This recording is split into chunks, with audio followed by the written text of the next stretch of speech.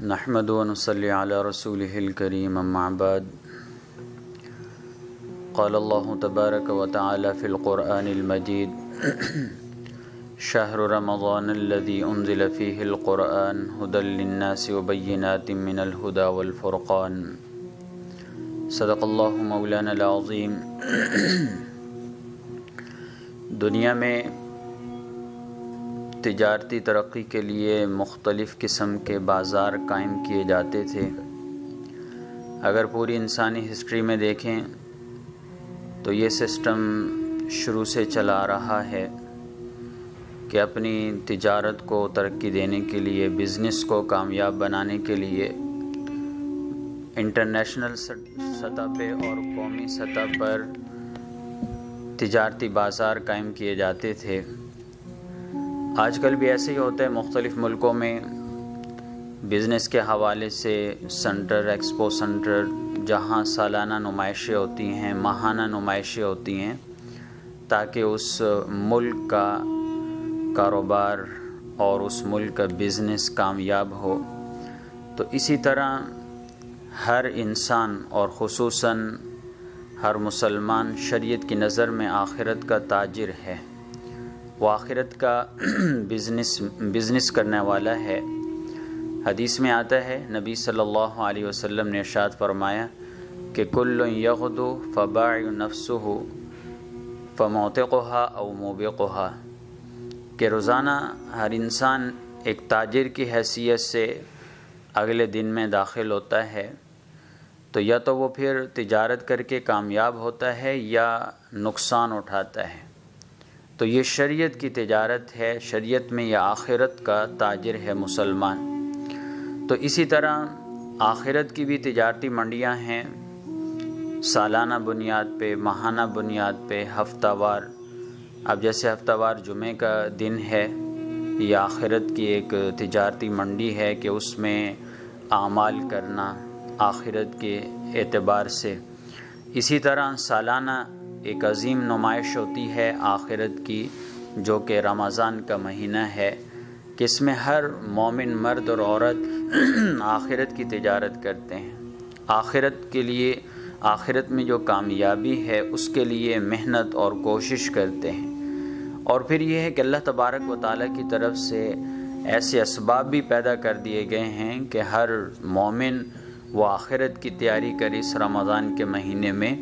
اور پھر یہ مہینہ بڑی عظمتوں والا مہینہ ہے، حدیث میں اس کی نسبت اللہ کی طرف کی گئی ہے کہ رمضان شہر اللہ، رمضان اللہ کا مہینہ ہے۔ جب کسی اعلیٰ چیز کی طرف نسبت کی جاتی ہے تو وہ چیز بھی اعلیٰ بن جاتی ہے۔ اب ویسے تو سارے مہینے اللہ تعالیٰ کے بنائے ہوئے ہیں، سورہ توبہ میں اللہ فرماتا ہے ان عدۃ الشہور عند اللہ 12 شہرا فی کتاب اللہ، تو 12 مہینے اللہ نے بنائے، لیکن ان میں یہ ایک مہینہ رمضان، اس کی نسبت اللہ کی طرف ہے کہ رمضان شہر اللہ، رمضان اللہ کا مہینہ ہے۔ تو اس مہینے کی عظمت بڑھ جاتی ہے، اور پھر اس میں جو عمل ہے اس کا رزلٹ اور اس کا نتیجہ بھی بڑھ جاتا ہے، نمبرز اس کے بڑھ جاتے ہیں۔ ایک حدیث میں آتا ہے، نبی صلی اللہ علیہ وسلم نے ارشاد فرمایا کہ جب اللہ تبارک و تعالیٰ یعنی رمضان کا مہینہ آتا ہے تو اللہ کی طرف سے آسمان کے دروازے کھول دیے جاتے ہیں، اور وہ اس مہینے کے اینڈ تک بند نہیں کیے جاتے۔ اور نبی صلی اللہ علیہ وسلم نے فرمایا کہ جو اس رمضان کے مہینے میں کسی بھی رات نماز پڑھتا ہے تو ایک سجدے کے بدلے اس کو 2500 نیکیوں کا ثواب ملتا ہے، ایک سجدے پر 2500 نیکیاں۔ اور فرمایا کہ پھر اس کے لیے ایک سرخ یاقوت کا محل تیار ہوتا ہے جنت میں، جس کے 70,000 دروازے ہیں، اور ان دروازوں کے آگے پھر جو انٹری محل ہے اور ایک تعمیر ہوتی ہے، داخلی محل ہوتا ہے، تو یہ ان دروازوں کے آگے وہ بھی سونے اور چاندی کے محلات بنے ہوئے ہیں۔ اور پھر اسی حدیث میں نبی صلی اللہ علیہ وسلم نے فرمایا کہ جو رمضان کا پہلا روزہ رکھتا ہے تو اللہ تعالیٰ اس کے پچھلے سارے گناہ معاف کر دیتے ہیں۔ تو یہ رمضان پیکیج ہے اللہ تبارک و تعالیٰ کی طرف سے، کیونکہ ایک آخرت کی یہ تجارتی منڈی لگی ہوئی ہے، تجارتی نمائش ہے کہ اس میں ہر مومن مرد یا عورت وہ آخرت کا بزنس کرتے ہیں، آخرت کی کامیابی کے لیے کوشش اور محنت کرتے ہیں۔ اور پھر نبی صلی اللہ علیہ وسلم بھی خاص طور پر رمضان کے حوالے سے بڑا فوکس کرتے تھے، صحابہ کرام کو اس کے لیے تیار کیا کرتے تھے۔ جب شعبان کے بعد رمضان کا مہینہ آتا ہے تو شعبان کے اینڈ پر نبی صلی اللہ علیہ وسلم صحابہ کو بیان کیا کرتے تھے، خطبہ ارشاد فرماتے تھے۔ تو ایک بہت ہی اہم خطبہ ہے نبی صلی اللہ علیہ وسلم کا رمضان کے حوالے سے، رمضان کی تیاری کے حوالے سے۔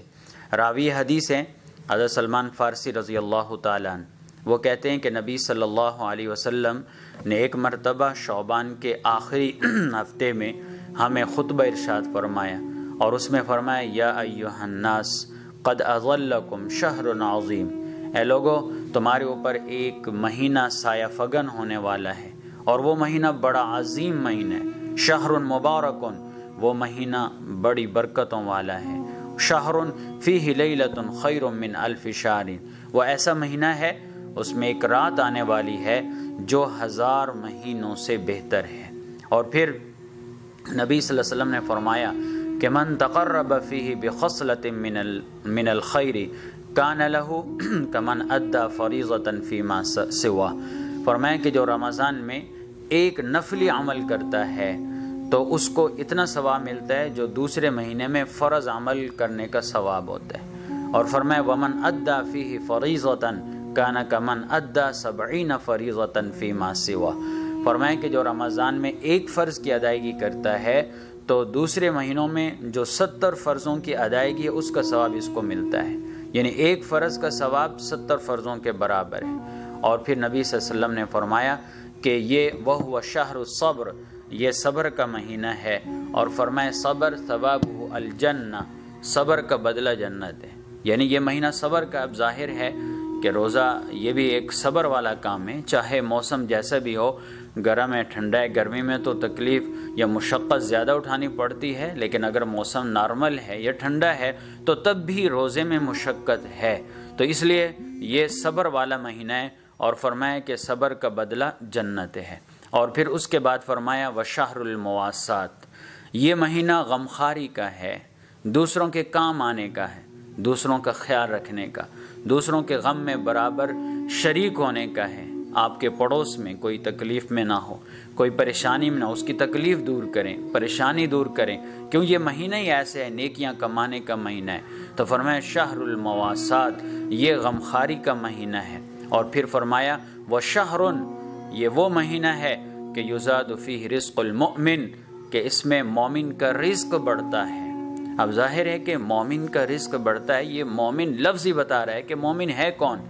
جو اللہ اور اس کے پیغمبر پر ایمان لاتا ہے۔ ظاہر ہے کہ جس کا ایمان ہوگا تو وہ اپنے اللہ کی مانے گا، نبی صلی اللہ علیہ وسلم کی مانے گا، تو لہٰذا ماننا یہی ہے کہ اس مہینے کو اس کے آداب کے مطابق ہم گزاریں۔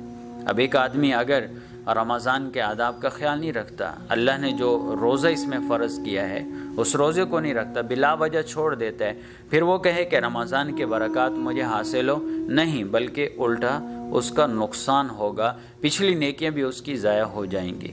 اور اس کے بعد پھر فرمایا کہ من فطر فیہ صائما، کہ جو آدمی اس رمضان کے مہینے میں کسی آدمی کو، روزے دار کو افطار کرائے گا تو اس کو کیا ثواب ملے گا؟ فرمائے نمبر 1 کان لہ مغفرۃ لذنوبہ، اللہ اس کے سارے گناہ معاف کر دے گا۔ اور دوسرا ثواب بدلہ کیا ہے؟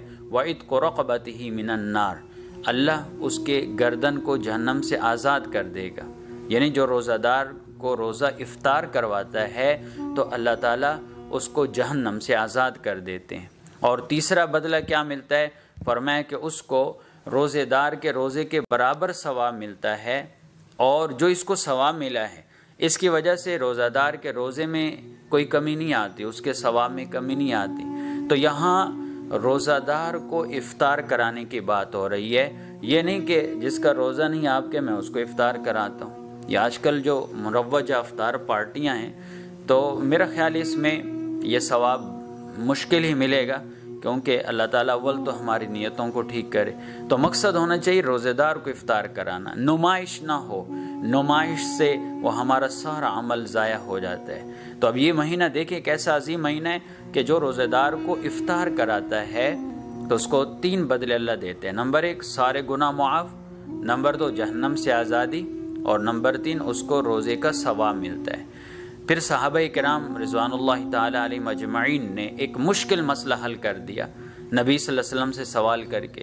تو ایک صحابی نے عرض کہ یا رسول اللہ صلی اللہ علیہ وسلم، ایک آدمی ہے اس کے پاس اتنی حیثیت نہیں ہے کہ وہ روزے دار کو افطار کرائے، مطلب وہ غریب ہے، مالدار نہیں ہے، اس کے پاس کچھ ہے نہیں، اور وہ بھی چاہتے ہیں کہ میں یہ ثواب حاصل کروں. تو نبی صلی اللہ علیہ وسلم نے فرمایا کہ جو آدمی کسی روزے دار کو مذقۃ لبن، یہ جملہ بولا ہے نبی صلی اللہ علیہ وسلم نے، یہ کہتے ہیں کہ دودھ میں پانی ڈال کر جو ہم گرمی میں ٹھنڈک کے لیے پیتے ہیں، جس کو عام اصطلاح میں کچی لسی کہا جاتا ہے. فرمایا جو اس کے ایک گھونٹ کے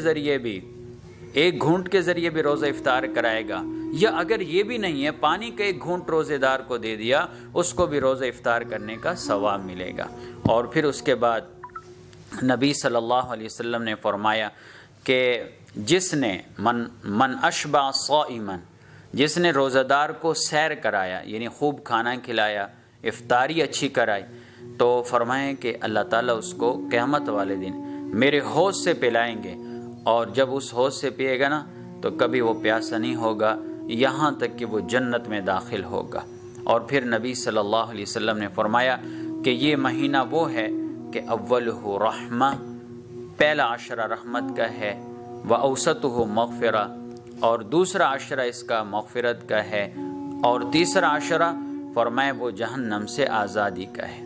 پھر اسی خطبے میں نبی صلی اللہ علیہ وسلم نے صحابہ کو رمضان کی تیاری کا جو طریقہ بتلایا اور اس میں جو کام بتلائے، تو ایک اہم کام یہ بھی بتلایا، فرمائے کہ من خفف عن مملوکہ، جو اپنے نوکر پہ اس رمضان کے مہینے میں آسانی پیدا کرے.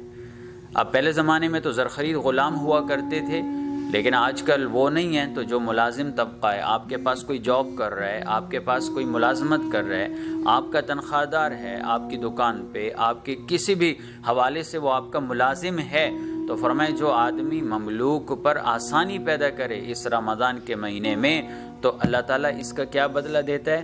2 بدلے. ایک تو سارے گناہ معاف ہو جاتے ہیں، اور دوسرا اللہ جہنم سے آزاد کر دیتا ہے. کیسا پیارا عمل بتلایا ہے. اب دیکھ رمضان کا مہینہ ہے، تو اگر آپ کا کوئی ملازم ہے اس پر کام کا بوجھ ہلکا کر دیں، اس کی ڈیوٹی کم کر دیں. اگر وہ روزہ رکھتا ہے مزید آسانی پیدا کریں، اس کے گھر میں افطاری کا سامان بھیج دیں، اس کو کپڑے خرید کر دے دیں، عید کے جو اتنا سامان ہے اس کو دے دیں، رمضان میں آسانی پیدا کریں. اور اگر روزہ رکھتا ہے تو اس کی پے بڑھا دیں، پیسے زیادہ کر دیں. تو یہ مختلف قسم کی آسانیاں ہیں. تو جو اپنے ملازم پر رمضان کے مہینے میں آسانی پیدا کرے گا تو اللہ تعالیٰ کیا بدلہ دے گا؟ نمبر 1 سارے گناہ معاف ہو جائیں گے، اور نمبر 2 کہ جہنم سے وہ آزاد ہو جائے گا. تو یہ وہ خطبہ ہے نبی صلی اللہ علیہ وسلم کا، ایک عظیم خطبہ جو آپ نے صحابہ کو رمضان کے آنے سے پہلے دیا، رمضان کی تیاری کے حوالے سے، رمضان میں اعمال کرنے کے اعتبار سے.